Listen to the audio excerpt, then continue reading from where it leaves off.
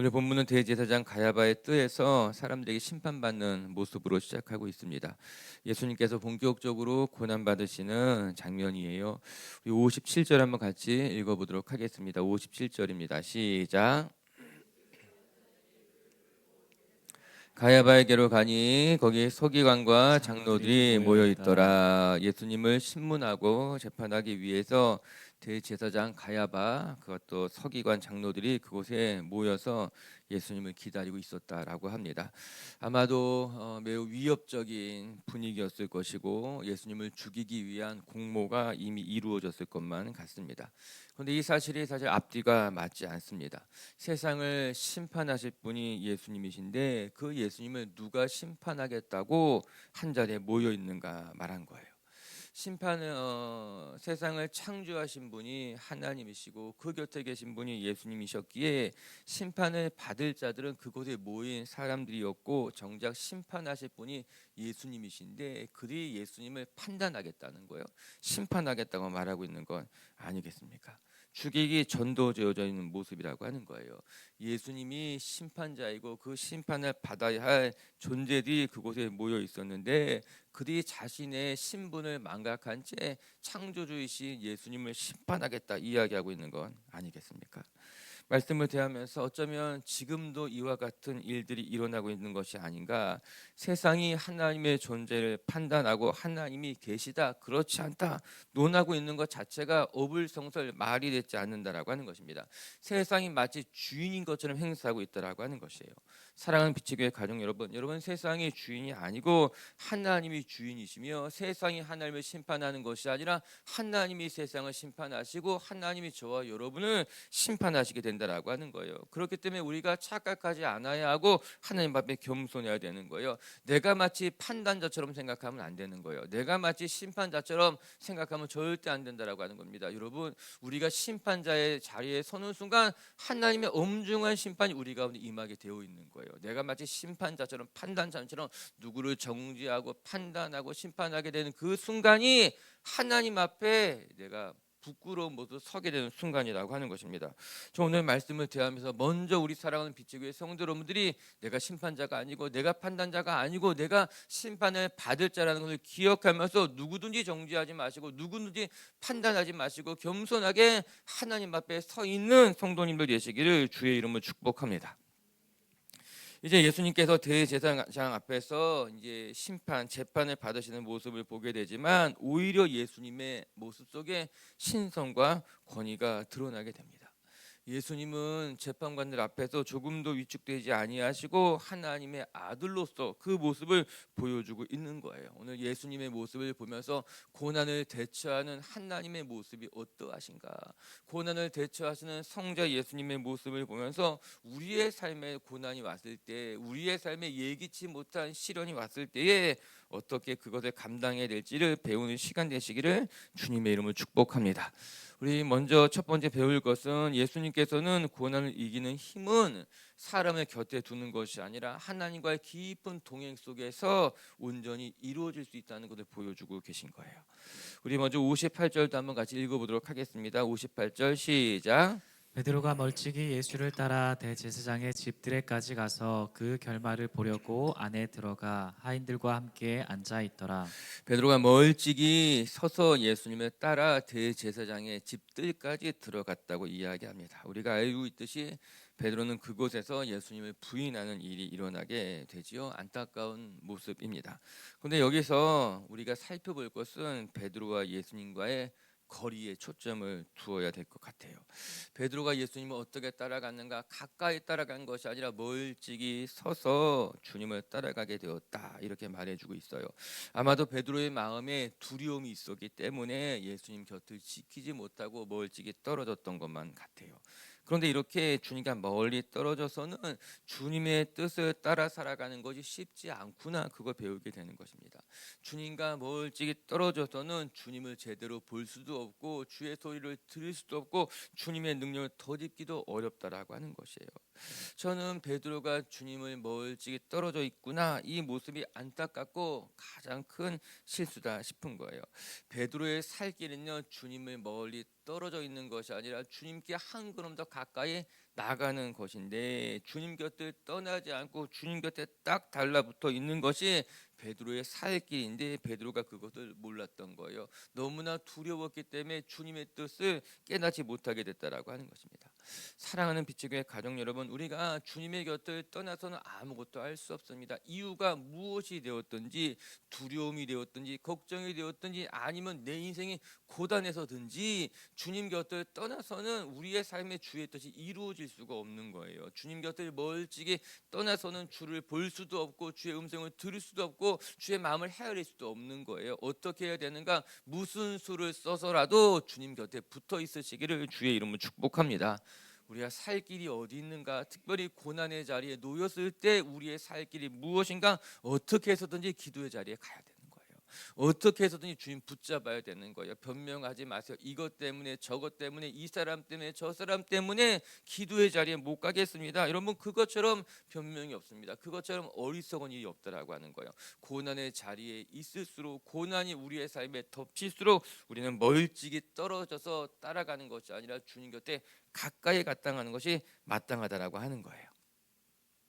우리 59절 60절도 마저 한번 읽어볼게요. 시작. 대제사장과 온 공회가 예수를 죽이려고 그를 칠 거짓 증거를 찾음에 거짓 증인이 많이 왔으나 얻지 못하더니 후에 두 사람이 와서 대제사장들과 온 공회가 예수님을 죽이려고 거짓 증거를 찾고 있었다, 이렇게 말합니다. 이 말씀 속에서 예수님이 그곳에서 홀로 너무나 외로우셨겠다, 그 생각하게 되는 거예요. 60절에 보니까는 거짓 증인들이 많이 왔으니 이렇게까지 이야기하고 있더라고요. 그곳에 이 대제사장의 그 집안 뜰에 예수님 편은 아무도 없었고, 대제사장이, 서기관들이, 장로들이 예수님 한 명 가운데 두고서는 예수님을 죽이려고 지금 안달이 나 있었다라고 하는 거예요. 그뿐만이 아니라 시간이 지날수록 예수님을 죽이려고 하는 거짓 증인들이 하나 둘씩 모여들기 시작했다라고 하는 것입니다. 예수님 마음이 얼마나 외로우셨겠습니까? 주님의 뜻을 위해, 하나님의 뜻을 위해서 여기까지 왔는데 주님 곁에 아무도 계시지 않는 거예요. 그런데 눈을 들어보니 베드로는 어디 있었는가? 저기 있었다라고 하는 거예요. 이제 또 우리 묵상하게 될 텐데, 베드로가 부인하는 장면 속에 예수님과 눈이 마주치게 되는 건 아니겠어요? 말씀을 보면서 우리 주님이 이 고난의 자리에서 참 외로우셨겠다. 주님께서 이 십자가를 짊어지는 그 길이 외로우셨을 것이다, 그런 생각을 하게 되는 거예요. 그러면서 기도하게 되는 거죠. 묻게 되는 거예요. 그러면 어떻게 주님은 그 고난의 자리, 그 외로움의 자리를 견디고 십자가를 잘 지셨을까, 그 생각하게 되는 거예요. 첫 번째 우리가 기억해야 될 것은, 여러분, 이 주님이 걸어가신 그 길, 그 의로운 길은 어쩔 수 없이 외로운 길이라고 하는 거예요. 왜냐하면 우리가 이제 이 한 주간 동안 묵상하겠지만, 주님이 걸어가셨던 그 길이 좁은 길이었기 때문에 그 길은 사람들의 환호성을 받는 것이 아니라 그 길은 주님께서 혼자 걸어가셔야 하는 길이었다라고 하는 것입니다. 여러분, 우리가 다시 한번 기억해야 될 것, 우리가 좁은 길을 걸어갈 때, 또 의의 길을 걸어갈 때 주님의 길을 따르는 그 길은 외로운 길이라고 하는 거예요. 우리가 주님의 길 걸어가면서 외롭지 않으려고 하고 박수 받으려고 하면은 그것 때문에 더 상처받게 됩니다. 내가 주님의 길 걸어가는데, 주님처럼 십자가 길 걸어가는데 아무도 나에게 박수 쳐주지 않고 아무도 나를 응원해주지 않습니다. 그게 뭐라 그런지 아세요? 정상이라고 하는 거예요. 그게 정상. 그게 때문에 왜 나는 속상하고 억울하고 안타깝고 그렇지 않습니다. 원래 주님이 걸어가는 그 길은 외로운 길이에요. 그 길은 사람들이 박수 쳐주고 응원해주는 길이 아니라 그냥 그 길은 십자가 지고 걸어가는 외로운 길이라고 하는 거예요. 따라하세요. 십자가의 길은 외로운 길이다.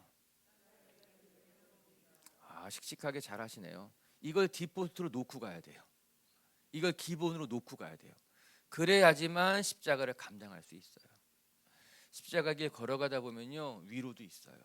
격려도 있어요. 주의 주는 축복도 있어요. 그런데 주님이 주시는 위로, 또 사람과 함께하는 동역, 기쁨, 즐거움을 기본으로 깔고 가게 되면은 상처받게 된다는 거예요. 무엇을 이제 이렇게 기본값으로 놓고 가야 하는가? 아, 주님이 가는 그 길은 외로운 길이다. 십자가의 길은 좁은 길이다. 이것을 그냥 밑에 깔고 가는 것이 마땅하다라고 하는 거예요. 아멘. 그래, 오늘도 십자가의 길 외로운 길이다. 그러나 그 길은 우리가 사는 길이고 하나님이 기뻐하시는 길이라는 것을 기억하면서 외로운 길을 걸어가도 외롭지 않고 당황하지 않기를 주의 이름으로 축복합니다.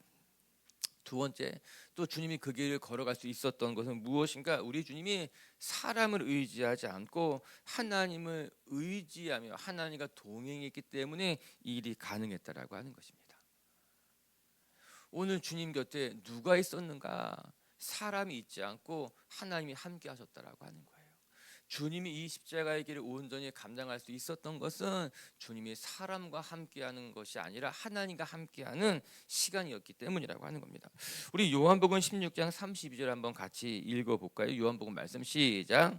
보라 너희가 다 각각 제 곳으로 흩어지고 나를 혼자 둘 때가 오나니 벌써 왔도다. 그러나 내가 혼자 있는 것이 아니라 아버지께서 나와 함께 계시느니라. 아멘.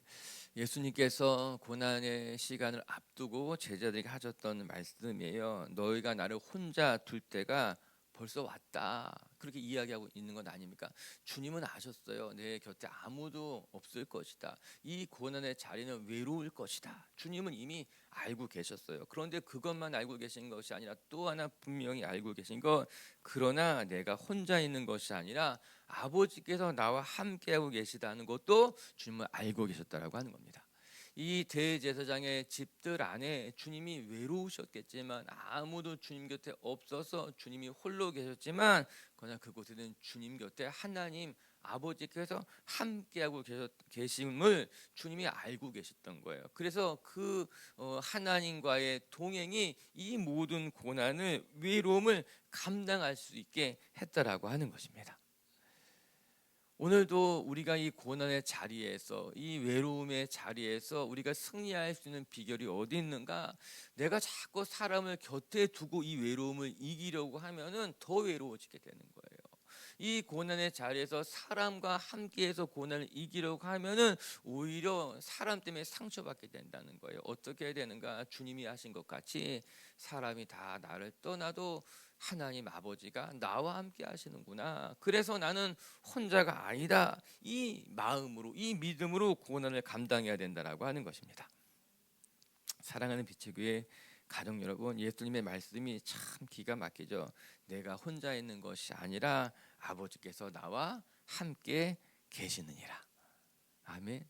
여러분들이 혼자 있는 것 같지만 여러분이 혼자가 아니라 아버지께서 하나님께서 여러분과 함께 하신다는 것을 기억하셨으면 좋겠습니다. 그래서 그 모든 고난의 자리, 또 때로는 외로움의 자리를 능히 잘 감당하는 성도님들 되시기를 주의 이름으로 축복합니다. 우리 한번 따라해 볼까요? 내가 혼자 있는 것이 아니라 아버지께서 나와 함께 계시느니라. 아멘. 요한복음 16장 32절 말씀이에요. 기억하시기를 바랍니다. 두 번째, 또 고난의 자리를 어떻게 예수님께서 잘 감당하셨는가? 예수님에게는 침묵할 때와 말할 때를 알고 계셨기에 그 지혜가 고난의 때에 필요하다라고 하는 것입니다. 우리가 고난의 시간을 지날 때 우리에게 필요한 것이 무엇인가? 침묵해야 할 때와 말할 때를 구분할 줄 아는 것이 필요하다. 우리 62절 63절 같이 한번 읽겠습니다. 시작. 대제사장이 일어나서서 예수께 묻되 아무 대답도 없느냐? 이 사람들이 너를 치는 증거가 어떠하냐 하되 예수께서 침묵하시거늘 대제사장이 이르되 내가 너로 살아계신 하나님께 맹세하 맹세하게 하노니 내가 하나님의 아들 그리스도인지 우리에게 말하라. 오늘 대제사장 신문하는 사람들이 이제 예수님에게 묻는 거죠. 너를 치는 증거가 여기 이렇게 많은데 너 무슨 말이든 해봐라. 스스로 변론해 보라라고 하는 것이에요. 그런데 이때 예수님께서 어떻게 하셨는가? 예수께서 침묵하시거늘 이렇게 말씀하고 있더라고요. 대제사장의 신문에 또 예수님을 치려고 하는 거짓 증인들 앞에서 예수님께서 아무 대답도 하지 아니하시고 침묵하셨다라고 하는 것입니다. 전 예수님의 이 모습이 참 귀하고 대단하다. 여러분, 예수님께서 변명하지 않고 그냥 그 자리에서 아무 말 하지 않고 멈춰 계신 거예요. 저는 이 침묵 속에서 예수님의 힘이 느껴지는 것만 같더라고요. 그 많은 사람들이 예수님을 둘러서 이런저런 말로 쏟아내고 있는데 그때 예수님 조금도 위축되지 아니하시고 침묵하시면서 그 자리를 지키고 계셨다라고 하는 거예요. 변명할 법한도 한데 자기를 변론할 법만도 한데 그렇게 자기를 변론하지 아니하시고 그냥 가만히 계시는 그 모습 속에서 예수님의 어떤 힘, 예수님의 어떤 권세가 느껴지는 것만 같은 거예요. 어떠한 사람이 침묵할 수 있을까? 힘 있는 사람이 침묵할 수 있습니다. 약한 사람이 변명하는 거예요. 약한 사람이 이렇게 자기 변명하게 있더라고 하는 거예요. 전 그런 면에서 본다면 우리가 침묵하는 연습도 해야 되겠다. 끊임없이 세상 앞에서 자기를 변론하는 연습만 하는 것이 아니라 어떻게 내가 변명하지, 내가 어떻게 변론하지, 내가 어떻게 나를 좀 더 잘 보이지, 그런 생각만 하는 것이 아니라 내가 멈출 줄 아는 삶, 내가 때로는 많은 사람들 앞에서 억울해도 그냥 조용히 침묵할 줄 아는 힘, 이런 것들을 우리가 길러내야 되겠다, 그 생각하게 되는 거예요. 우리가 지난주에 베드로전서 같이 묵상했잖아요. 성경 공부 시간 때. 그때 우리가 배웠던 것이 무엇입니까? 우리가 당하는 고난 가운데 두 번째 고난, 억울하게 당하는 고난 앞에 어떻게 해야 된다고 말했어요. 억울한 고난을 당해도 하나님을 생각하고 참으면 아름답도다. 이게 고난을 대처하는 베드로의 권면인 것 아니겠어요? 우리가 이 믿음의 길 걸어가다 보면은 억울한 일을 당한다는 거예요. 애매하게 속상하게 고난을 당할 때에 하나님을 생각하고 참을 줄 아는 사람은 하나님 보시기에 아름답다, 그렇게 이야기한 것 아니겠습니까? 오늘 예수님의 모습이 딱 그런 모습인 거예요. 예수님 억울하셨겠죠. 속상하겠죠. 그럼에도 불구하고 주님께서 아무 말씀하지 아니하시고 침묵하셨어요. 참으셨어요. 그 모습이 베드로에게 인상적으로 다가왔을 것이 분명한 건 아니겠습니까? 전 우리 비치교회 성도 여러분들도요, 여러분 고난이 올 때 또 억울할 때에 자꾸 변명하려고 하지 말고 그게 아니라고 말하지 말고 그냥 침묵하고 가만히 계시면 때가 되면 하나님께서 여러분을 높여주실 것이고 때가 되면 여러분의 억울함도 풀어주시고 오히려 여러분을 오해한 사람들, 오히려 여러분에게 핀잔 준 사람들을 부끄럽게 만들 줄로 믿습니다. 아멘이 시원하게 나왔으면 좋겠구만. 그런 일을 안 겪어봐서 그런 건가? 그럴 겁니다, 여러분. 우리가 다 억울한 일 겪을 텐데요. 근데 자꾸 변명하게 되면은 나중에도 부끄러워져요. 근데 아무 말 하지 않잖아요. 핀잔 준 사람이 나중에 부끄러워지게 되는 거예요. 그게 예수님의 모습인 겁니다. 우리 계속해서 말씀 한번 읽어볼까요? 우리 64절입니다. 시작. 예수께서 이르시되 내가 말하였느니라. 그러나 내가 너희에게 이르노니 이후에 인자가 권능의 우편에 앉아 있는 것과 하늘 구름을 타고 오는 것을 너희가 보리라 하시니. 아멘. 내가 하나님의 아들이냐 이렇게 신문하는 그들 앞에서 예수님께서 대답하셨습니다. 침묵하시던 예수님께서 흥미롭게도 내가 하나님의 아들이냐 이 질문 앞에서는 예수님이 대답하셨다라고 하는 거예요. 사실 좀 놀라웠습니다. 예수님께서 이 불필요한 질문 앞에 사실 그들이 묻는 것이 다 불필요한 것들이었죠. 예수님이 계속해서 침묵을 이어가실 줄 알았는데 어느 순간에 예수님이 대답하시더라고요. 내가 하나님의 아들이냐 이 질문 앞에서는 예수님께서 대답하신 거예요. 그래서 예수님의 신문 받으시는 그 일체 과정을 다 읽어보게 되니까는 예수님께서 대답하셨던 것이 몇 가지가 있으시더라고요. 무엇을 예수님께서 대답하셨는가? 내가 하나님의 아들이냐 물을 때는 대답하시고, 또 총독이 내가 이스라엘의 왕이냐 물으실 때는 그것 또한 대답하셨다라고 하는 거예요. 주님께서 아무 말씀도 그냥 안 하시고 가만히 계신 것이 아니라 정작 꼭 필요한 대답, 즉 내가 하나님의 아들이냐, 예수님의 메시아 되심에 대해서는 예수님은 조금도 주저하지 아니하시고 내 말이 옳다, 내가 하나님의 아들이 맞다, 이야기하고 계셨다라고 하는 거예요. 주님께서 정작 꼭 필요한 말씀, 자신의 하나님 되심에 대해서는 침묵하지 않고 말씀하셨구나, 그 생각을 하게 된 거예요. 우리가 이 믿음의 경주를 걸어감에 있어서 침묵해야 될 때는 침묵해야 되지만, 또 한편에 내가 말해야 될 때가 있다면 조금도 주저하지 않고 말하는 것이 필요하겠다 싶은 거예요. 그래서 우리에게 필요한 것이 무엇일까? 내가 침묵할 때와 말할 때를 분별할 줄 아는 지혜가 필요하구나 싶은 거죠. 우리가 침묵해야 될 때 변명하고 정작 말해야 될 때 아무 말도 하지 않으면 여러분 그것은 무지한 거예요. 어리석은 거예요. 그래서 우리에게 필요한 지혜, 하나님 앞에 내가 침묵해야 될 때를 깨닫게 해주시고, 또 정작 내가 말해야 될 때 주저하지 않고 담대하게 말할 수 있는 하나님의 사람이 되게 해주십시오. 그 지혜가 필요하다라고 하는 것이죠. 주님은 잘 알고 계셨어요.